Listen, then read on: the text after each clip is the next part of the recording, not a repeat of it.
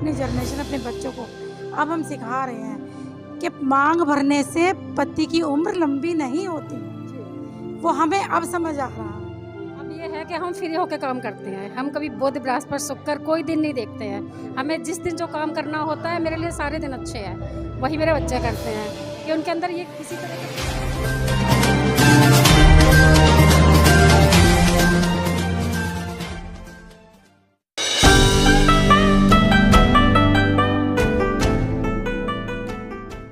नमस्कार, आप देख रहे हैं एनबी न्यूज़ 24/7 नीलम बोध के साथ। जब जीवन में कोई बड़ा बदलाव आता है तो उसके पीछे बहुत कारण होते हैं। आखिर वो कारण क्यों उत्पन्न होते हैं? किसी के जीवन में समस्याएं आती हैं, किसी के जीवन में कुछ प्रेरणाएं आती हैं, किसी के जीवन में कुछ लोग मार्गदर्शक बनकर आते हैं। हर व्यक्ति का कहीं ना कहीं एक अलग उद्देश्य होता है, अलग प्रेरणा होती है। और इसी कड़ी में आज मेरे साथ में कुछ बहुजन समाज की जागरूक महिलाएं, उन्हीं से जानना चाहूँगी कि आखिर उन्होंने हिंदू धर्म क्यों छोड़ा, कब छोड़ा और किस आधार पर छोड़ा और किसके कहने पर छोड़ा। आपका नाम क्या है? मेरा नाम शेरिन गौतम है। गौतम जी, जानना चाहूँगी, पहले तो आप थोड़ा सा ये बताएं हमें कि आपने हिंदू धर्म क्यों छोड़ा और किसके कहने पर छोड़ा। मैंने हिंदू धर्म इसलिए छोड़ा क्योंकि बहुत दिन तक मैं वो लाइव होके पे आता था, शिव का कोई प्रोग्राम आता था, वो देख रही थी। तो देखते देखते एकदम से वो वाला प्रकरण आ गया कि काली बनती हैं, फिर वो शिव जी पे पैर रखती हैं, फिर वो शिव से कहती हैं कि मैं ये नहीं करना चाहती। तो शिव कहते हैं कि ये तो लिख चुका है, अब तो ये होकर ही रहेगा, आप इसे टाल नहीं सकते हो। और उसी वक्त दिमाग में एकदम से जैसे बिजली सी कौंधी और ये लगा कि जब ये भगवान होकर, ईश्वर होकर अपना भविष्य नहीं बदल सकते तो ये हमारा क्या बदलेंगे।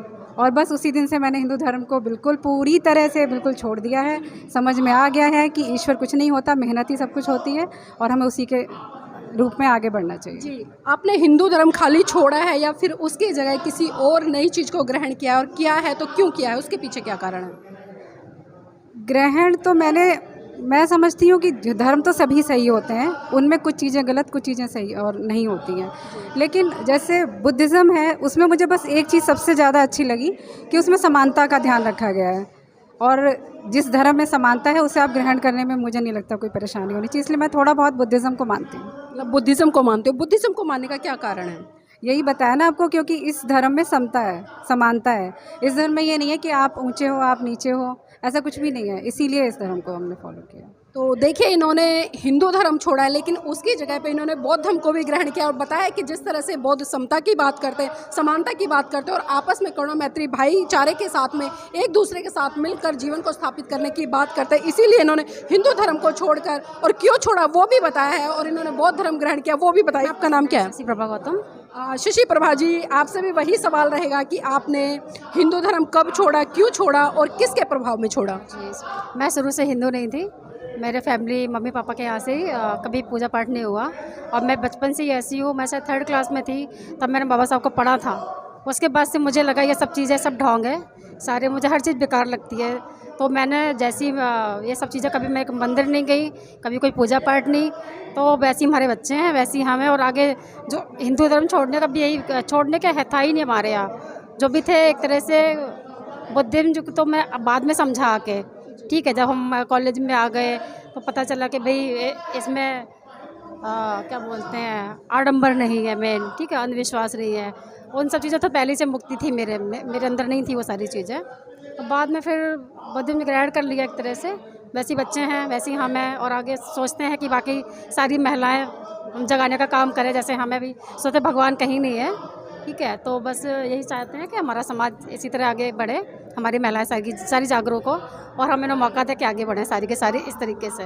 जी, आपके जीवन में बाबा साहब, या मैं बात करूं जिस तरह से हिंदू देवी देवता, जिस तरह से आपने कहा कि 3rd क्लास से हमने इन चीज़ों को छोड़ दिया या आपके परिवार में नहीं था, तो कितना बड़ा फ़र्क देखते हैं और किससे आपके जीवन में नई ऊर्जा का संचार होता है, एक नया मार्गदर्शक मिलता है? जी, अब ये है कि हम फ्री होकर काम करते हैं, हम कभी बुध बृहस्पति शुक्र कोई दिन नहीं देखते हैं। हमें जिस दिन जो काम करना होता है, मेरे लिए सारे दिन अच्छे हैं, वही मेरे बच्चे करते हैं कि उनके अंदर ये किसी तरह का जो हम कहते हैं ये मत करो, हम वही करते हैं। कोई दिन नहीं देखते, कोई कुछ नहीं करते, जहाँ जब जाना है जाते हैं। और जो हमारे हिंदू धर्म की जो परंपराएँ हैं, जो त्यौहार हैं इनके, शायद हमने नहीं मनाया कभी भी। और हमने जो हिंदू धर्म से रिलेटेड जो भी सिंदूर बिछिए जो भी होता ना, वो सारा हम जब हमने पढ़ा तो हमें जाना कि इन सब चीज़ों कुछ नहीं है, तो उनको सबको ख़त्म कर दिया। जी, मतलब कोई भी जो संस्कृति होती है वो पहचान कराती है कि आप कौन सी संस्कृति से हो, किस धर्म से हो। तो जिस तरह से आपने सिंदूर की बात करी या मंगलसूत्र की बात करी, लेकिन मैं एक चीज़ और जानना चाहूँगी, मुझे आपके हाथों में चूड़ियाँ दिखाई दे रही है, ये कौन सी संस्कृति का प्रतीक है? संस्कृति नहीं है, हमारा शौक है। शौक है, मतलब शौक के तहत कुछ भी करेंगे? शौक के तहत पहन लेते हैं, इसमें ऐसा कुछ नहीं है, क्योंकि ना मैंने इसके बारे में कुछ ज़्यादा वो करा नहीं है, पढ़ाई भी नहीं है ज़्यादा। जो जितना पता है उतना मुझे पता है कि भाई इन सब वो सब हिंदू धर्म की थी। जो सिंदूर हो गया, जो हमारे शादियों में पहनाए जाते हैं जो चीज़ें, तो उन सबसे दूर है हम। जी, लेकिन जो हिंदू धर्म में अगर हम चूड़ियों की बात करें, उसको सुहाग से भी जोड़ती है, और खासकर हमें स्कूलों में एक मुहावरा पढ़ाया जाता है, चूड़ियाँ पहनकर घर में बैठ जाओ। और इसका अनुवाद भी अगर हम देखें तो चूड़ियों को किसका प्रतीक मानते हैं, थोड़ा इस पर डिफाइन करें। नहीं, हम तो यही चाहते हैं कि देखो आप कुछ भी पहन सकते हो, आपका दिमाग खुला होना चाहिए बस। लेकिन पहचान कैसे कर पाएंगे, क्योंकि हम जब संस्कृति की बात करते हैं, अगर हमारे सामने से एक मुस्लिम व्यक्ति गुजरता है तो हम उसके पहनावे से पहचान लेते हैं। इसी तरह से कोई सिख हमारे सामने से गुजरता है, हम उसके पहनावे से पहचान लेते हैं। हिंदू धर्म की कोई महिला गुजरती है तो उसके भी पहनावे से हम पहचान लेते हैं। लेकिन जो बौद्ध समाज की महिलाएं, आखिर उनको कैसे पहचाना जाए? ज़्यादातर ये है कि आप वो सिंदूर नहीं लगाते हैं, पैर में बिछिए मैंने नहीं देखे हैं, बहुत लोग हैं जो उन्होंने नहीं पहन रखे हैं, ठीक है। तो ज़्यादातर मेरे हिसाब से तो यही है।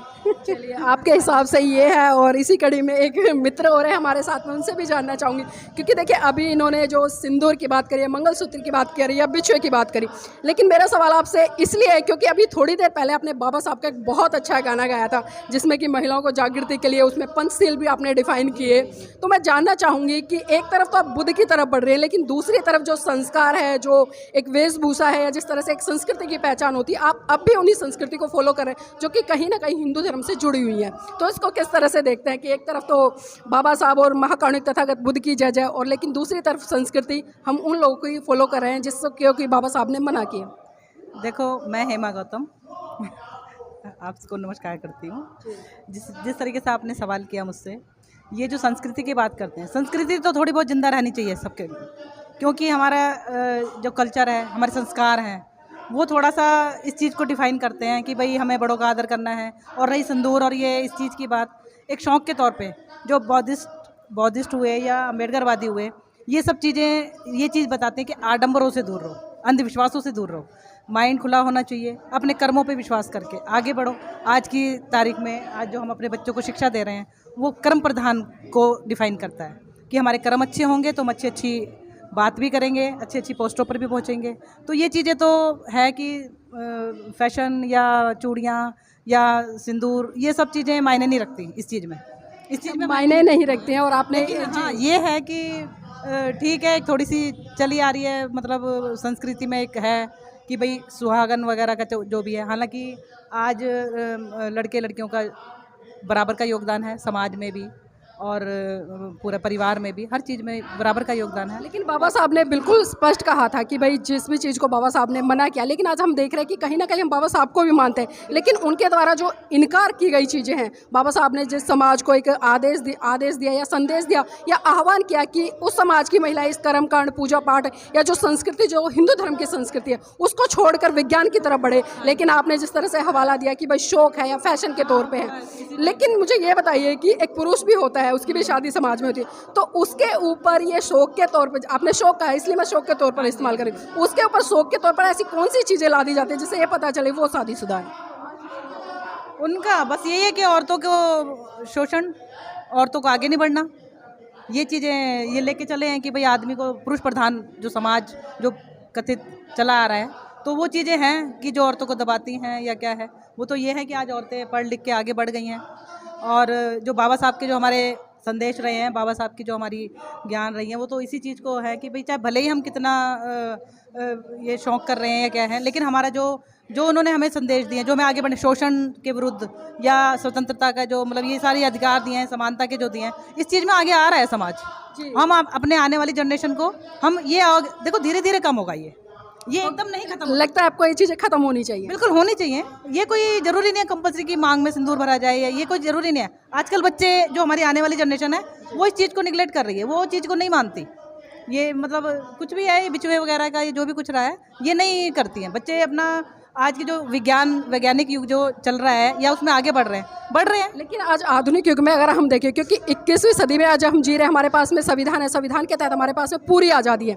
अगर मैं एक इंजीनियर या डॉक्टर या वकील इनकी बात करूं तो अक्सर हम इन महिलाओं को देखते हैं सूट बूट में अच्छी नज़र आती है, इनके हाथ में चूड़ियाँ नहीं होती, मांग में सिंदूर नहीं होता है, तो कहीं ना कहीं हमारी एक पहचान भी होती है और उसको एक आइडल के तौर पर हम देखते हैं। लेकिन वहीं समाज में कुछ महिलाएँ ऐसी होती हैं जो पढ़ी लिखी बहुत होती हैं लेकिन फिर भी इन परंपराओं को फॉलो करती है। तो दोनों महिलाओं का दृष्टिकोण किस तरह से देखते हैं? हम आदर्श के तौर पर या एक अनुग्रहण किसी भी महिला का करें या अनुसरण करें तो किस महिला को करेंगे, या बच्चे किससे मोटिवेट होंगे? एक घर में रहने वाली पढ़ी लिखी महिला जो कि साजो श्रृंगार से पूरी तरह से लिप्त है, या फिर एक वो महिला जो जज वकील डॉक्टर है? हाँ, आज के बच्चे नहीं होंगे।